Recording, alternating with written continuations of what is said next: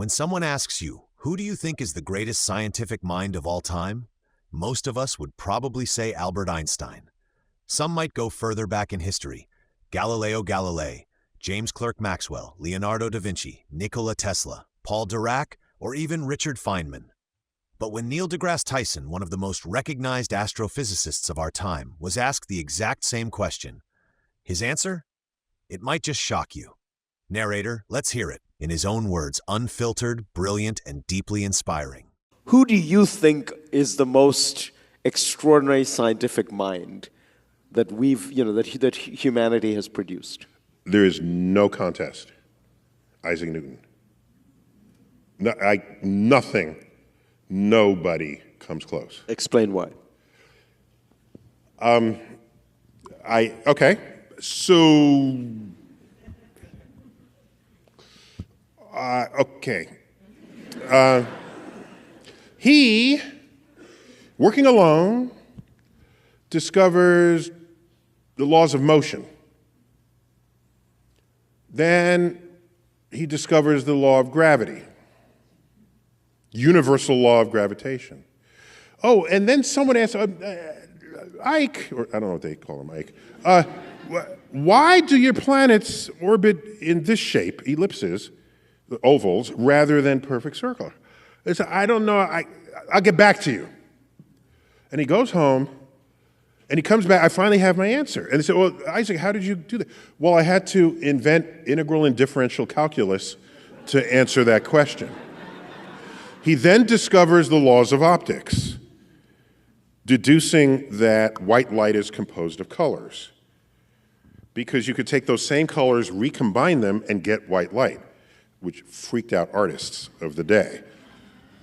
He does all of this. Then he turns 26.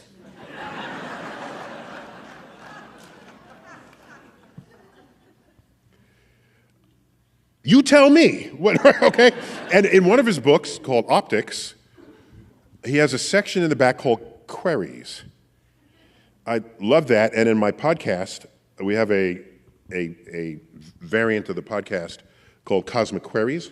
And I'm inspired by Isaac Newton in this regard. It's just called Queries. And these are questions just spilled off his plate. Crumbs that he didn't have time to answer. He never got around to it. Just some questions. Let me just tack them onto the back of the book. One of them is, I wonder if the stars of the night sky are just like our sun, but just much, much farther away. I'm saying when you see someone, because great scientists are marked not by their answers, but by how great their questions are.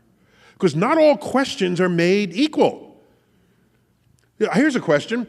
At what temperature does the number 7 melt? That's a completely meaningless question, even though the nouns and verbs are in the right order and it has a question mark. Imagine how many people have asked those kinds of questions before and spent their whole life trying to answer them. We haven't heard of any of them because they were barking up the wrong tree. Because unlike in the arts, where your creativity can be put to page, and let's take Van Gogh's Starry Night, for example. If Van Gogh didn't paint that, no one ever for the rest of the history of the world will ever paint that. If Beethoven didn't write his Ninth Symphony, no one else is ever going to write it. They're unique expressions of unique individual creativity. Okay. Whereas in science, it's nature that's the ultimate judge, jury, and executioner of an idea. So Newton was brilliant, and he did all that alone before he was 26. Somebody would have come up with the same thing, or some combination of people. So the rules are a little different in this regard. So another question that would make no sense is, what kind of cheese is the moon made out of? Let's assume that was your big question. You would design experiments to fly to the moon to check, is it camembert? Is it blue cheese? And you're just wasting everybody's time, but you don't know it at the time. His questions I'm looking at it 200 years in the future of those questions. I say, this man is on every single question. And he has this astonishing quote. I will mangle it only a little bit. He says, sometimes I feel as a child on the ocean shore picking up one pebble over another because it's shinier. Yet the great ocean of undiscovered truths lay before me. That's Isaac Newton. Humbled by what he knew he didn't yet know, yet what he figured out transformed us all. And I got in big trouble one time. This 12 years ago, something like this. Okay? December 25th. I tweet, on this day, long ago, a child was born who by the age of 30 would transform civilization.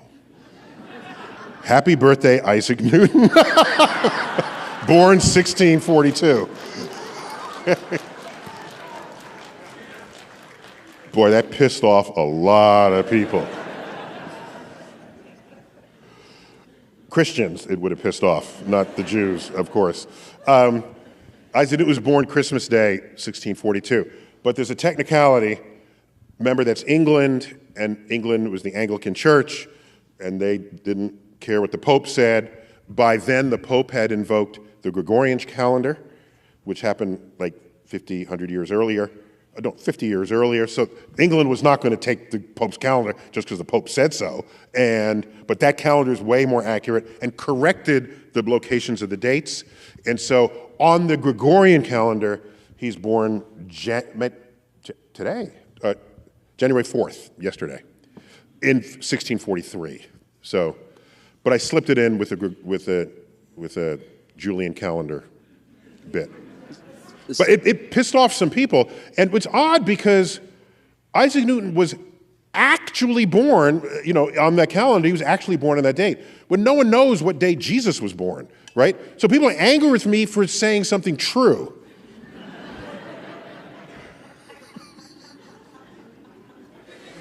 It's tough out there, let me tell you. I don't know. The cesspool of social media. That's the beauty of Newton. Not just the answers he found, but the clarity of the questions he asked. He transformed physics, mathematics, astronomy, and changed how we understand our place in the universe. Alone, before he turned 26. What do you think? Does Neil deGrasse Tyson have a point? Is Isaac Newton the most extraordinary scientific mind in history? Drop your thoughts in the comments below. Don't forget to like, subscribe, and hit the bell icon for more mind-expanding content just like this.